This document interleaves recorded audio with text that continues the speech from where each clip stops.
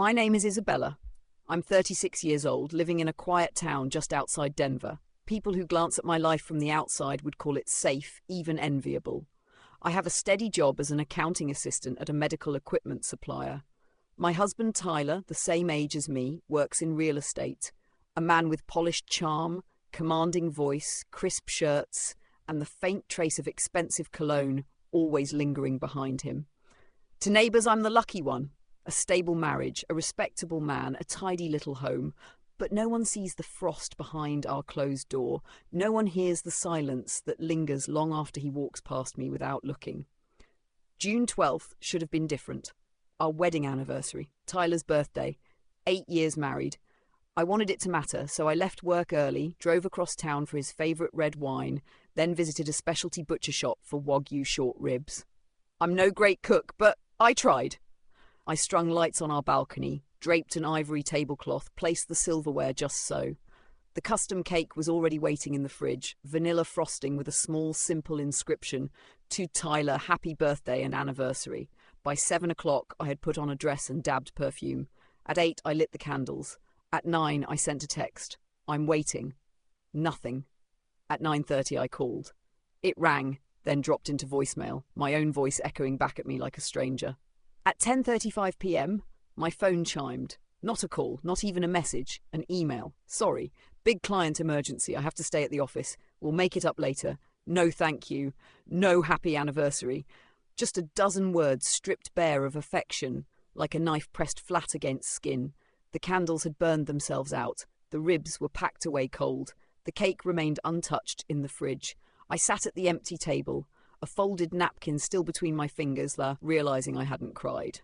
But something inside me had shifted, like a fault line cracking deep beneath the surface. That night, I cleared everything silently, wiping the table, taking down the lights, packing the food. No celebration, no laughter, no one to clink glasses with. Only me, alone in a wrinkled dress, lying awake and staring into the dark. The next morning, I forced myself into routine. Coffee, shower, work. But the silence from Tyler thickened like fog. By noon, anxiety itched at me, and I called his office. The receptionist paused, then said lightly, "Oh, he resigned 3 days ago. Didn't he tell you?" My heart slammed against my ribs, the world around me blurred. I managed to thank you before hanging up, the words replaying over and over, "He resigned." 3 days ago. When I got home that evening, I already knew I would find him there. The air in the apartment felt charged, like the moment before a storm, and then I saw it. An open suitcase on the bed. Clothes thrown in carelessly, a navy suit, a tie, a pair of brand new dress shoes still with tags. "Tyler?" My voice cracked in the stillness. He looked up, his expression flat, detached, as though I were not his wife but a stranger who had wandered into the wrong room. "You're back," he muttered and kept packing. "Where are you going?" "Next state over, Albuquerque. I've accepted a new job." The words sliced through me. I staggered. "You quit your job?" Without saying a word. He didn't answer. Instead, he pulled a slim folder from his bag and laid it on the table. The first page stared back at me in bold, heartless print. Divorce papers. "What is this?" My voice was barely audible. "You're no longer the wife I need," he said, his eyes steel cold. I gripped the papers. "After everything. I cook, I clean, I pay half the rent. You come home late, saying you've eaten, ignoring the meals I made. I stay quiet. I keep this house together. And now you accuse me of neglect." He zipped the suitcase with a sharp finality. "You always make excuses. A real wife doesn't need reminders." Something inside me snapped. "You talk as if I've been sitting here useless. But whoever asked if I was okay, Tyler? Whoever made dinner for me?" "That's your choice," he replied, brushing past me toward the door. "I've made mine. I rented an apartment near the new job. I start next week. Don't get in my way." I stood blocking the door, my hands trembling. "That's it? No apology, no explanation? After 8 years?" He didn't look back. "I don't owe you anything." The door shut behind him with a sound that felt less like wood closing and more like a gavel striking. Final. Cold. I sank to the floor, the divorce papers crumpling in my hands, my breath shallow. In that moment, the walls of our apartment seemed to close in. It wasn't just abandonment, it was erasure, my life rewritten without me. And yet, even as the silence swallowed me whole, a new instinct flickered in the shadows of my mind. Something was wrong. This wasn't just a man leaving his wife. It was a man shedding his old skin, disappearing into another life. And I was the last to know. The divorce papers sat on the table like a wound that refused to bleed. For 3 days, I couldn't bring myself to touch them. Every time I passed by, I stopped, staring at the cold, typed lines as if hidden between them I might find an answer. But there was no explanation, only silence, and the ghost of Tyler's last words, "I don't owe you anything." 2 days later, the building management called. "Mrs. Isabella," the woman's voice said politely, "we've received a request to transfer the lease. The current leaseholder has requested termination." For a moment, I couldn't breathe. "What did he say?" She hesitated. "Just that he no longer lives there. The person staying behind will move out before the end of the month." No discussion, no message, just erasure, clean and surgical. That night, I opened the desk drawer, rifling through old receipts. The couch, the fridge, the bed frame, all in my name. He had taken nothing but clothes and a few gadgets. The apartment was still full, yet hollow, like a stage after the actors have fled. Tyler hadn't simply left me, he had amputated me from his life.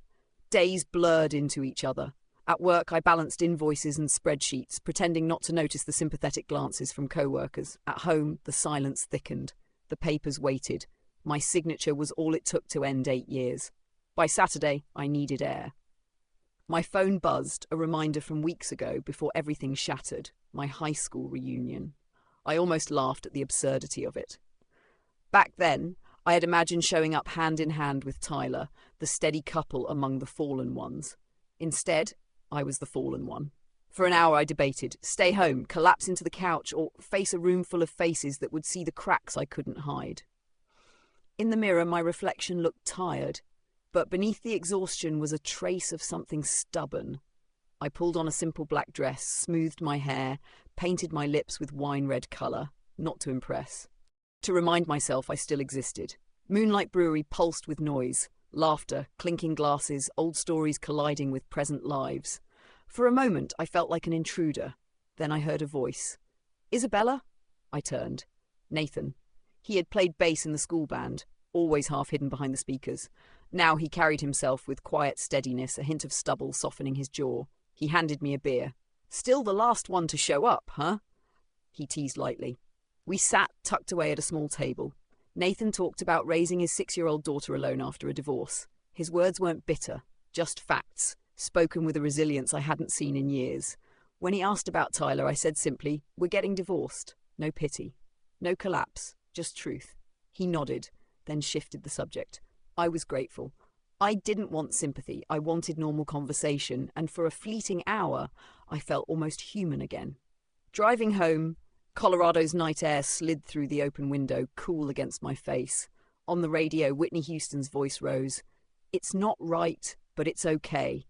The lyrics hit like a stone in the chest. All those nights waiting with untouched dinners, unread messages, fading hugs, I had spent years making excuses for a man who had already left me in spirit long before he walked out the door. The next morning, as coffee brewed, my phone rang. Tyler.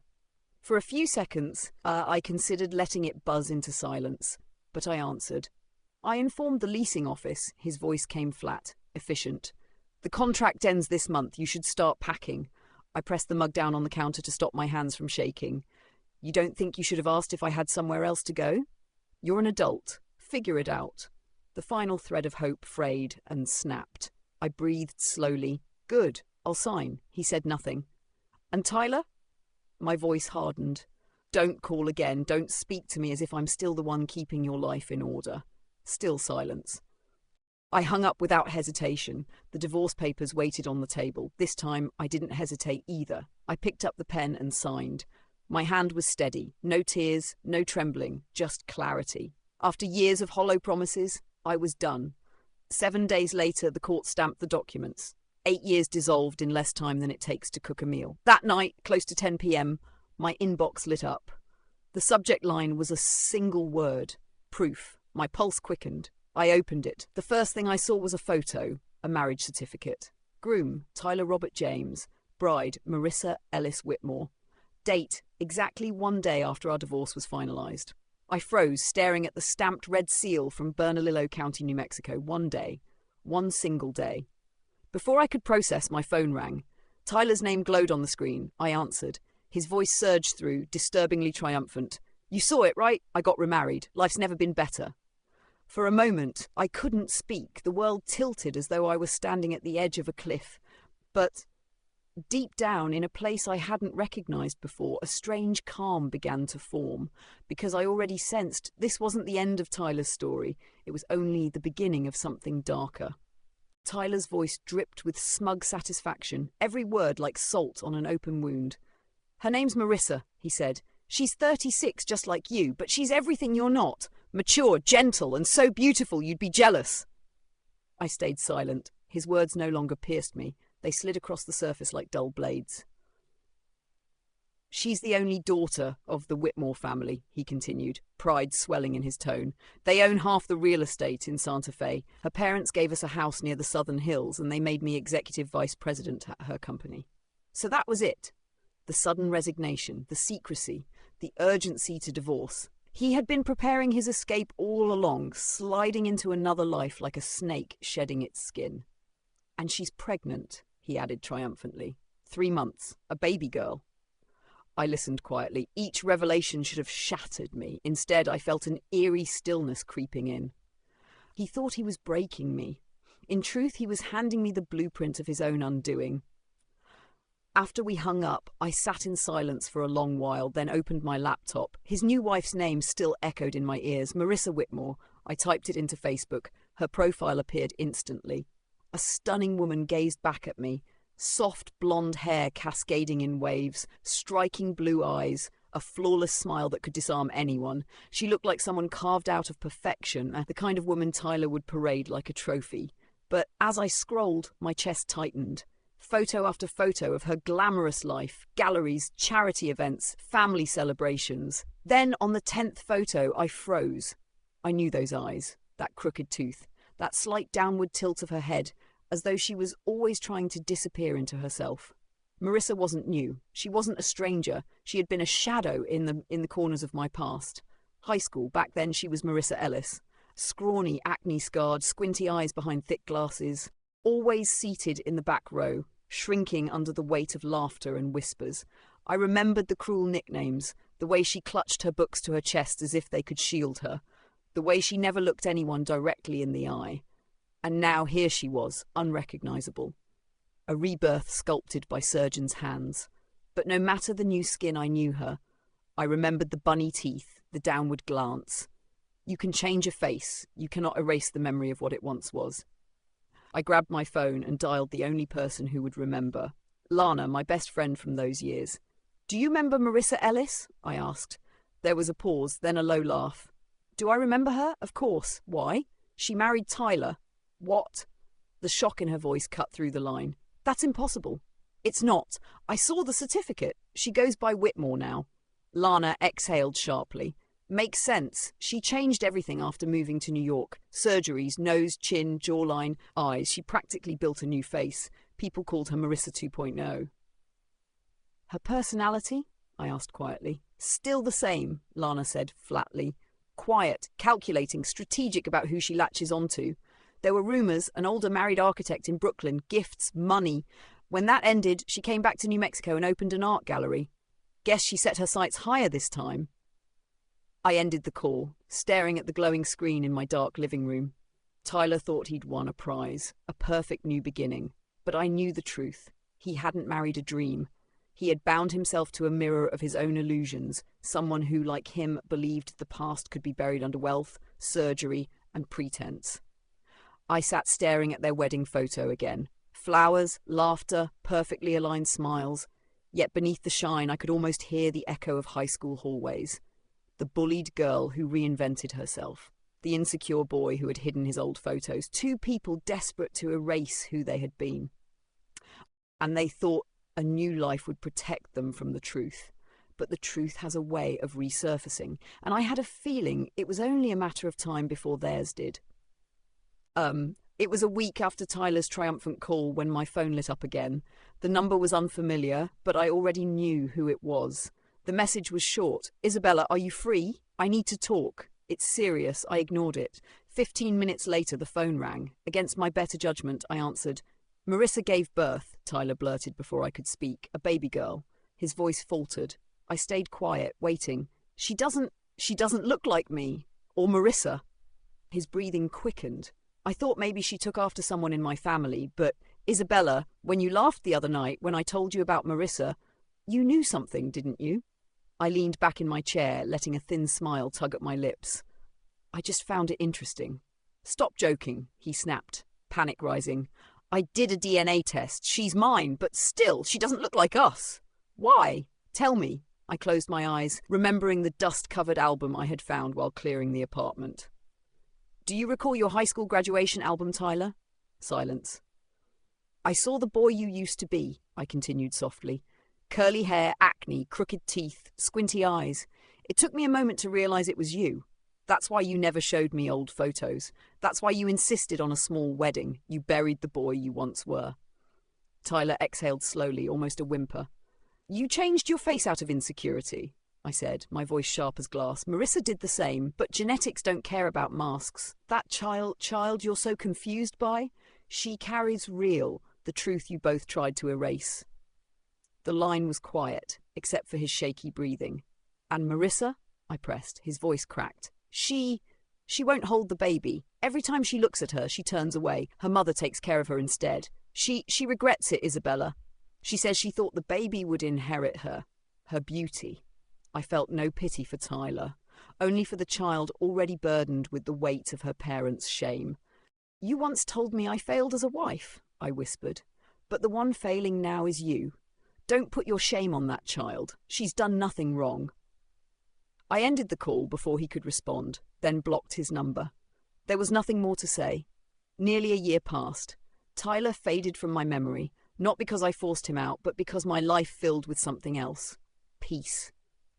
I moved to Boulder, into a small apartment with a balcony overlooking Green Hills. I kept my job but worked fewer hours.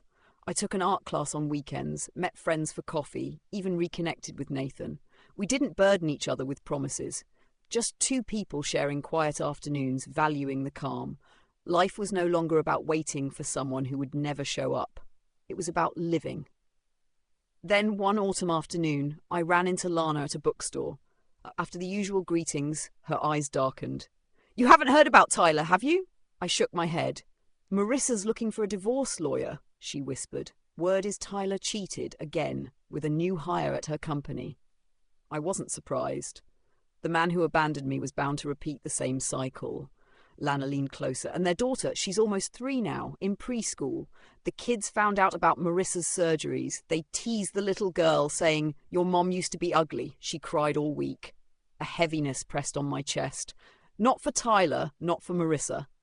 For the child, an innocent carrying scars carved by choices she never made. Marissa regrets having her, Lana added. She thought the girl would inherit her new face, but genetics told the truth. I said nothing. There was nothing left to say. That evening I walked home through the park, a croissant in hand, the golden autumn light streaming through the trees. My life was simple now. No drama, no lies, just rhythm, autonomy and peace.